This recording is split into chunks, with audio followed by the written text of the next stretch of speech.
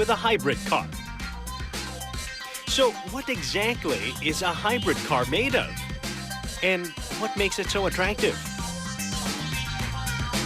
We knocked on the doors of Honda to find out what it's done to the Civic Hybrid to make it more eco-friendly. Hey Charles, you're the expert here. Tell me, how does the hybrid motor work?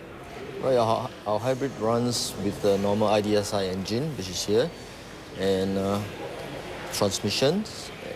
So the only thing for the hybrid is this IMA motor, which is the integrated motor assist. Right, this will runs as a generator and a motor assist. So whenever you drive normally, this will act as a motor to assist you in the power. When you do acceleration, you will act as a generator to recharge the battery pack. Okay, this hybrid runs in a 150-volt battery capacity to run on this motor. If you put a conventional Civic and a Civic Hybrid side by side, you won't know the difference. If you look under the hood, you may just spot some physical changes. But when you take it out for a test drive, you will feel the difference.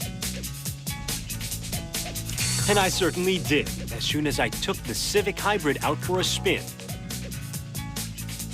And it seems the car just shuts off whenever I brake. The engine will automatically shut down. Like Totally shut down, yeah. So you'll be able to see the auto stops indication, telling you right now the engine is stops completely. Okay. Right. And that simply means no emissions. Zero carbon while your car is idling in rush hour traffic. Another amazing fact about a hybrid car is its ability to operate using its electric motor, powered by a battery pack that is charged while you're driving. And in cases when you don't need much power, say driving from home to the nearby grocers, a car like this will only need a little push from its electric motor. You save gasoline and you save Mother Earth. And what do you do if you already have a car and you still want to go green?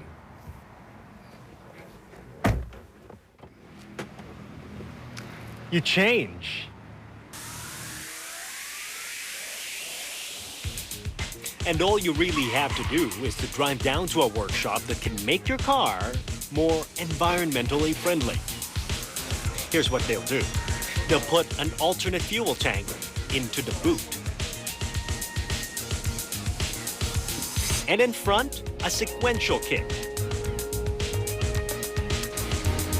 A sequential kit will include a regulator and an electrical component unit. So in 4 days, you can switch from petrol to compressed natural gas with just a switch of a button.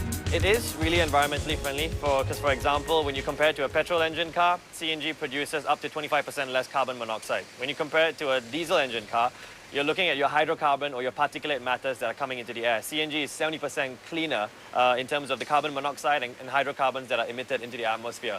Also, if you combust CNG cleanly in an environment, you just get CO2 and water as the byproduct. So compared to the amount of diesel and particulate matter that comes out, CNG is much, much cleaner. Also, when we're dealing with the environment, the ozone layer, it's up to 60% less ozone emissions when compared to diesel. So CNG is definitely cleaner than petrol or a diesel engine car. One disadvantage of changing your petrol-run car to a bi-fuel car is reduced performance. But with the help of IT, the technicians can map and tune your newly converted car to make it perform its best with its new fuel source. They can even customize it to the owner's driving style. CNG has grown into one of the major fuel sources being used in car engines in Pakistan, Bangladesh, India, Argentina, and Brazil. Many in the world are making a difference now, and your car can too.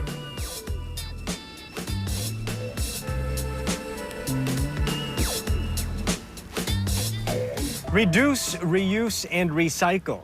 And if you have spare cash, might as well buy environmentally products too. You will save money in the long run.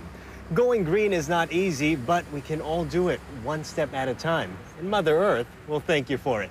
I'm Timothy Go. That's it.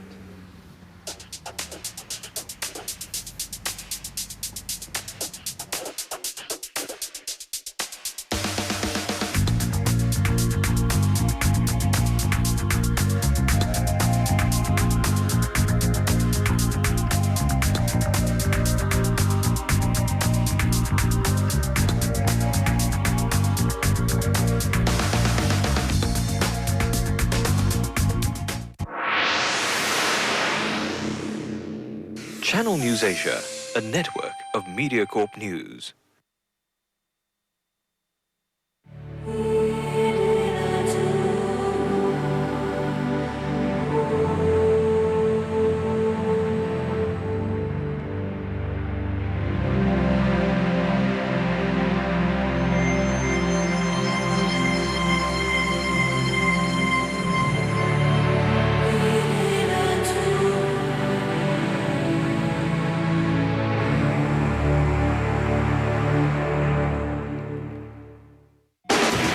Get set for exhilarating racing action at the 12th Emirates Singapore Derby.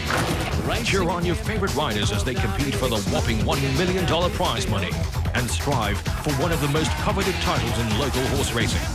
Catch this hotly anticipated event in Singapore's racing calendar. Live on Sunday at 5:30 p.m. on Channel News Asia. The telecast of the Emirates Singapore Derby, sponsored by Emirates, is proudly brought to you by the Singapore Turf Club. Coming up this week on Gillette World Sport, we're at full throttle with MotoGP's championship leader Casey Stoner in Paris for round 2 of the IAAF Golden League, and getting to know Nike's world champion adventure race team. All this and more on Gillette World Sport, Friday at 8:30 p.m. on Channel News Asia.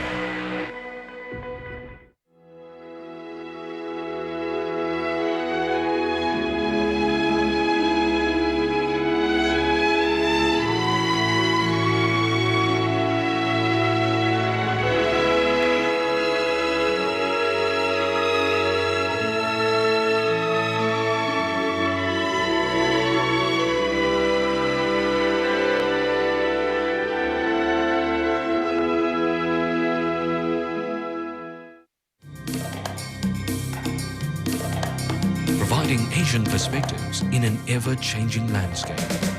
Channel News Asia.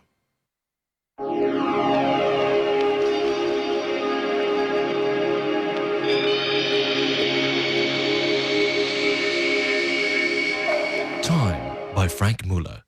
Brought to you by Sincere Fine Watches.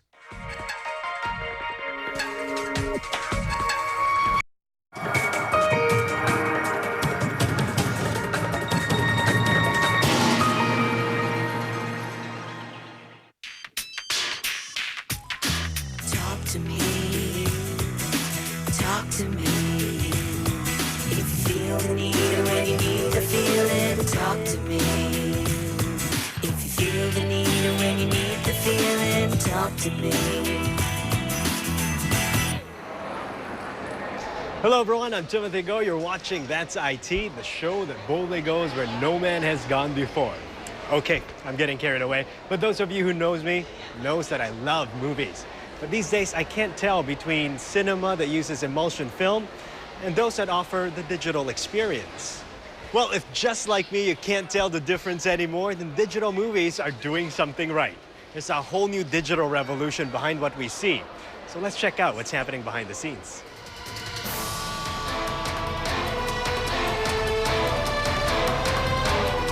Many cinemas locally are already equipped with the latest digital setup. If you haven't noticed yet, films like Superman Returns, Spy Kids, and Star Wars were all shot on digital. But then again, there are still more movies shot on emulsion films than on digital. So, is digital just a trend? Or are we heading for a whole new digital convergence? In a world where crime is the currency and the guilty control the streets, respect comes to those who take it. Digital cinemas is happening in the emerging markets because the established markets, a lot of millions have been sunk into theaters, state-of-the-art theaters. But digital theaters are coming up, in markets like India and China. And these digital cinemas, the whole delivery will do away with the whole bulk prints. Box office itself is not pandering to the lowest common denominator. It's a new style, a new movie for the new generations. The whole push of technology, if you are not using this new technology, you would be seen as falling behind. But most importantly, you will not be using the freedom that new technology allows you, the speed, as well as, to some extent, it's very arguable right now, the savings in cost. The whole discussion right now is all about how can you have the same kind of resolution, color, that on a huge screen, you know, and 35mm gives you that magical quality. I mean, the dimensions or the unit of measure, whether you call it pixels or lines, you know, 35mm, you know, it's magical. It gives you all that. And all the digital sources so far, you know, has not been able to match it. But the gap is closing.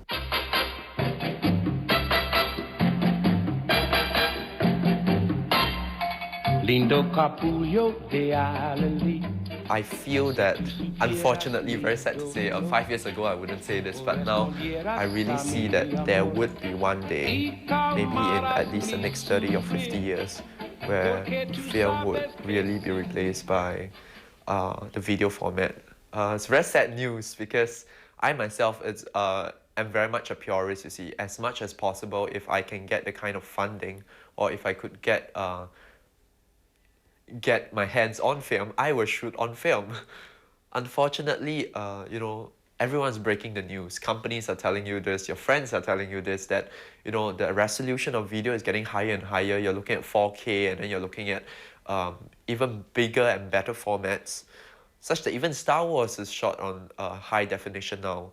So it might happen, but I think during my lifetime, I still could enjoy shooting on film. I think for filmmakers, when they want to take up HD or even other video formats, most importantly, or whether even you choose to go back to film, is to understand the medium you're shooting on. I think first you have to understand your story, whether, you know, the medium or the format that you choose really suits your story. Apart from that, I think you and your technical people really have to understand it very well.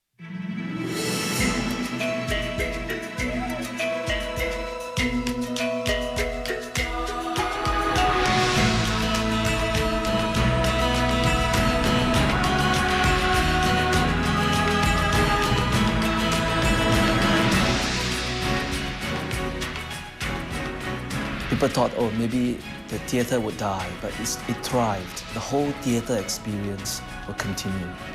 New filmmakers, if you want to hone your craft, the technical aspect of it has to be something that you need to understand, you need to exploit to help you tell your story. And nothing will be more important than telling a story that's compelling, a story that inspires, that moves. And I think technology will just add to that storytelling instead of taking away. Once again, technological advancements have proven to be irresistible in our daily lives. Coming up next, we'll introduce you to a brand new breed of producers who will compromise visual quality and hardware to bring us the very good story. We'll be right back. Talk to me.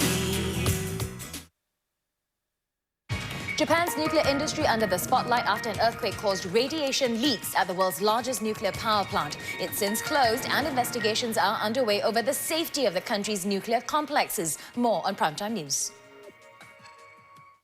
We make choices every day. Some choices are simple, some require focus. Take these. Are they all the same? Not to me. I choose Cup Aroma's low-fat, low-sugar coffee mix. For slim is my preference. Cup Aroma low-fat coffee mix, when drinking is good. Businesses that understand success understand being different. And they know to realize success, they need a partner who understands what they understand. They recognize each customer is unique, with diverse goals and different needs. We've over 10,000 offices in 82 countries, tailoring solutions for your business. HSBC, the world's local bank.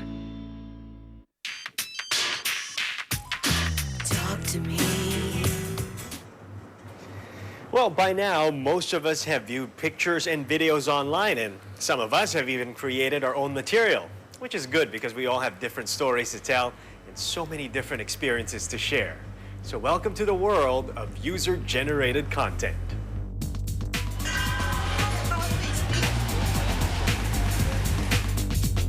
The phenomenon of user-generated content, let's call it USG, is not new.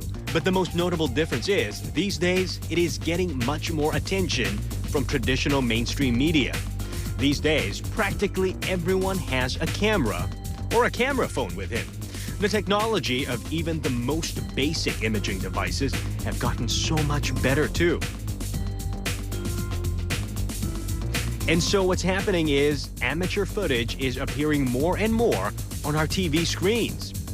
And these very often tend to be the most dramatic shots, simply because the guy taking the picture happened to be at the right place at the right time. Beyond odd amateur photo, mainstream media players have also been actively nurturing a community of citizen journalism. Your News is one such platform on Channel News Asia.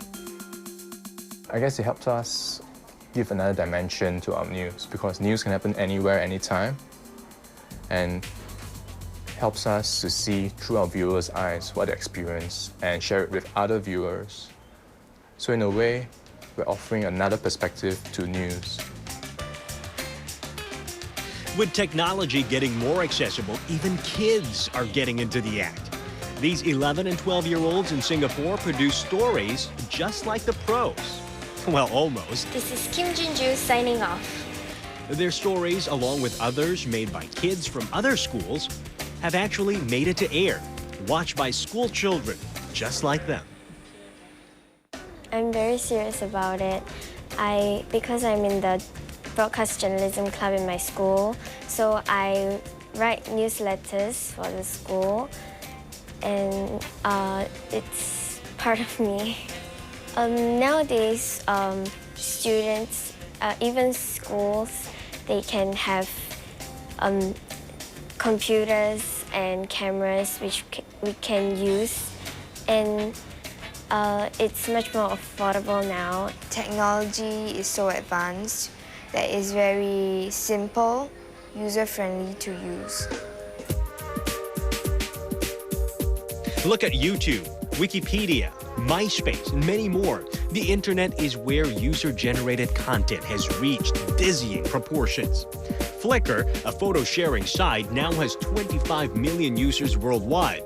That's a lot of people and a lot of content. And if you look back in the past, when I grew up in the United States, and I had a family with eight other brothers and sisters, and we would sit around and watch the news at night at 6 o'clock, a scheduled time. And some programmer told us what the important news events of the day were.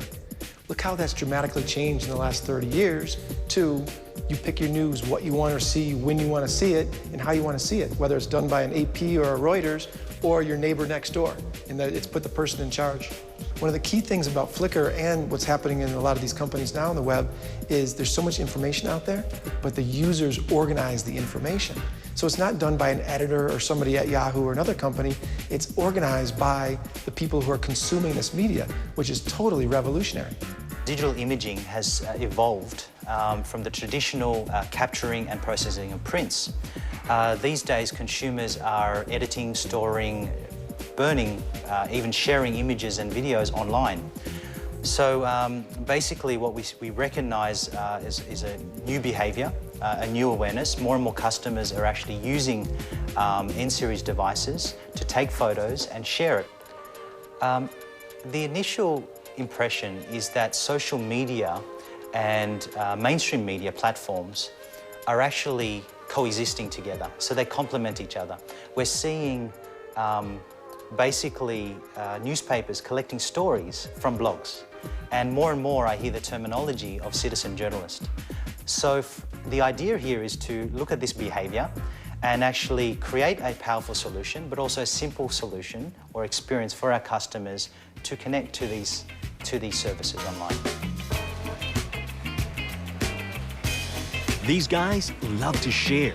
Catherine and her friends formed the Flickr group in Singapore and have been meeting quite a bit over the last 2 years, ever since the group started.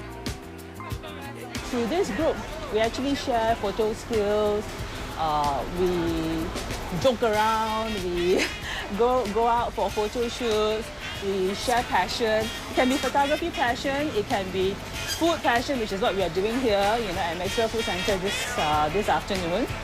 Eating and shooting at the same time.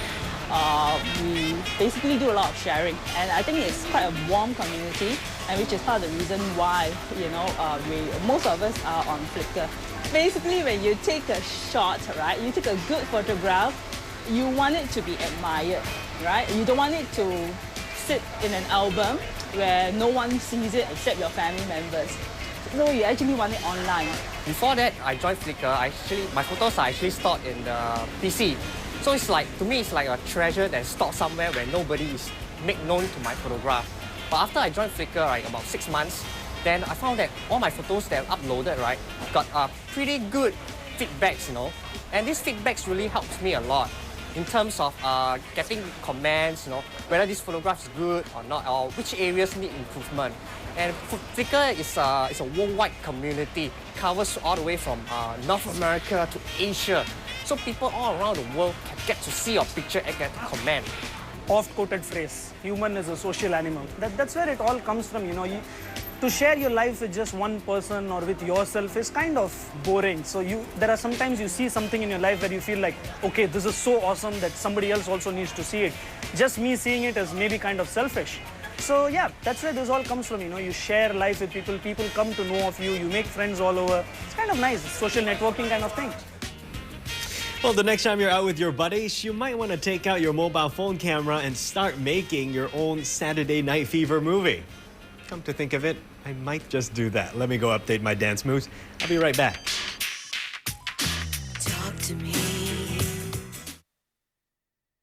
Japan's nuclear industry under the spotlight after an earthquake caused radiation leaks at the world's largest nuclear power plant. It's since closed and investigations are underway over the safety of the country's nuclear complexes. More on Primetime News. Businesses that understand success understand being different. And they know to realize success, they need a partner who understands what they understand. They recognize each customer is unique, with diverse goals and different needs. We've over 10,000 offices in 82 countries, tailoring solutions for your business. HSBC, the world's local bank. Gaia, Mother Earth. She cries for our help. Our planet in peril. Act now. Saving Gaia begins with you. Make a commitment to do your bit. Take the Saving Gaia pledge. Sign up at www.savinggaia.sg. The first 5,000 pledges will receive a reusable shopping bag. The Saving Gaia pledge is brought to you by SBC and Channel News Asia. MediaCorp supports the Green Initiative. VioTZ, the evolution of luxury.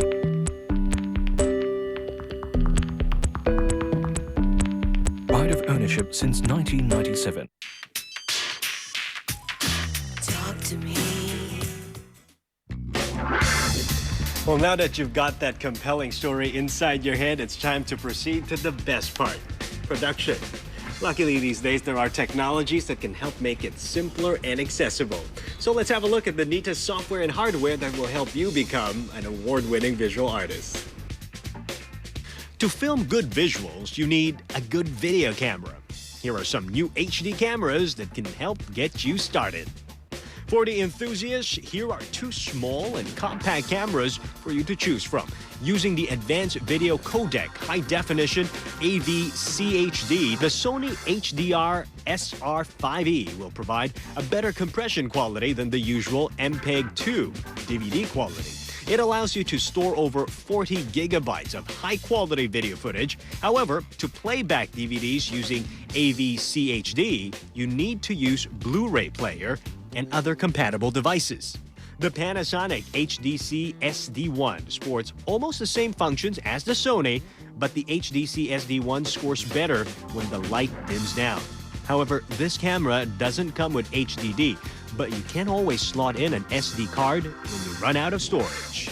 The Canon HV20 may look bigger than that offered by Sony and Panasonic, but this camera actually weighs almost the same. For users who still loves the mini DV tape storage but yearn for HD quality, this might be something you are looking for.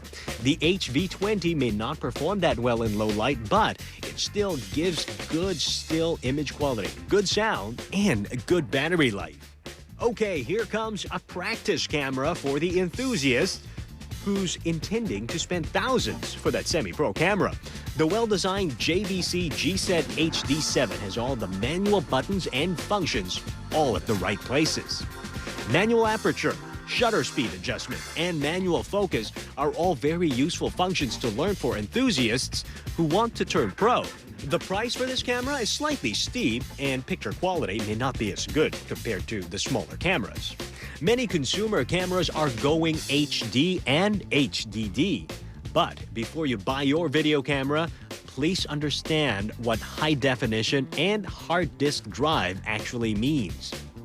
Visual quality and choice of storage is two totally different things. If you have all the footages that you need, it is time to piece them up and add some Hollywood special effects to it. For this, you need software to do that. The new Adobe CS3 Production Premium, a software that can handle all your post-production needs, and it works on both the Mac and Windows platform. This bundle of joy includes After Effects Pro, Premiere Pro, Photoshop, Flash, Illustrator,